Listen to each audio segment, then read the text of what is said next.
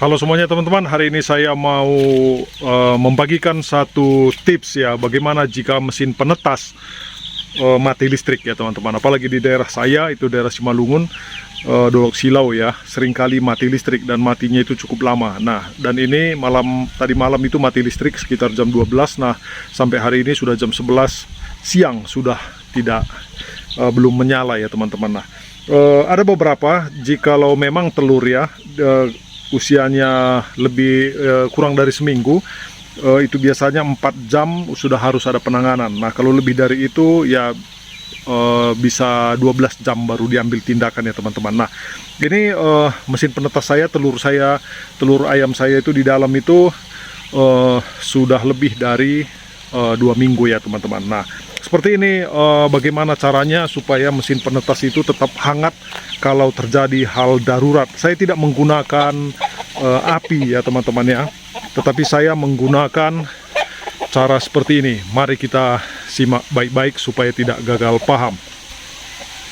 Nah, ini adalah kandangan indukan saya teman-teman. Di sini ada betina 6.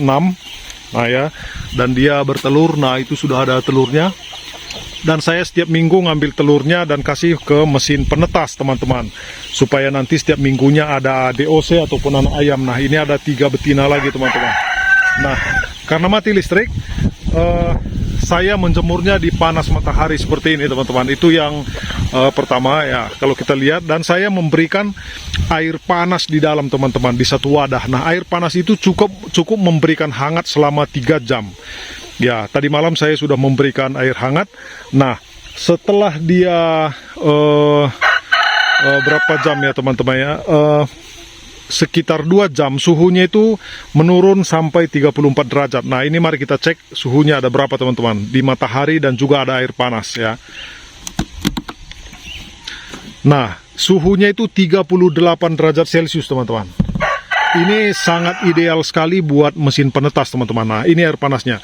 Tapi kalau tidak menggunakan tidak menggunakan sinar matahari, saya biasa menambah satu lagi di sini air panas seperti ini teman-teman, yang lebih kecil dari ini. Nah, ini sangat bagus sekali buat emergensi. Nah, karena ini panas, suhunya ideal teman-teman ya.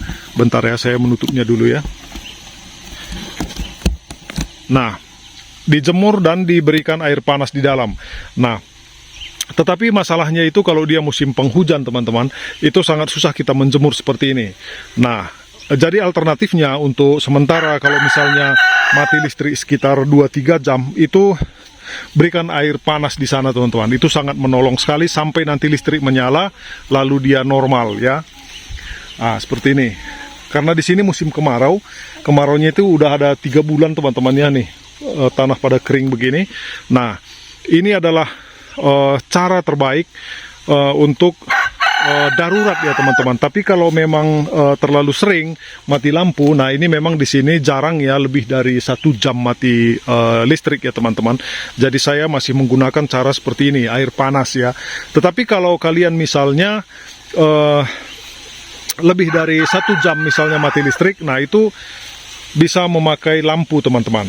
Itu yang pertama, bikin kakinya seperti ini, terbuat dari triplex, dan bikin keamanannya ya, dan bisa taruh lampu di bawah. Nah, tapi pantau suhunya menggunakan termometer ya. Dan saya ini listriknya saya menggunakan thermostat ya. Nah, walaupun pakai kardus begini, embrionya berkembang dengan baik teman-teman. Nah, kalau kalian misalnya lebih bagus lagi, bisa memberikan 2 lampu, bikin cerobong dia seperti ini ke dalam dari seng teman-teman. Nah, itu cukup memberikan penghangat walaupun kalian tidak menggunakan listrik ya. Nanti kedepannya saya mau buat seperti itu teman-teman. Nah, ini kapasitasnya sekitar 50-60 telur teman-teman. Nah, oke, jangan lupa ikuti terus channel saya di sini berbagi tips peternakan, pertanian, dan juga kehidupan di desa teman-teman. Nah, nanti saya update lagi perkembangan mesin tetas saya, bagaimana kita menetaskan telur di pedesaan ya teman-teman ya.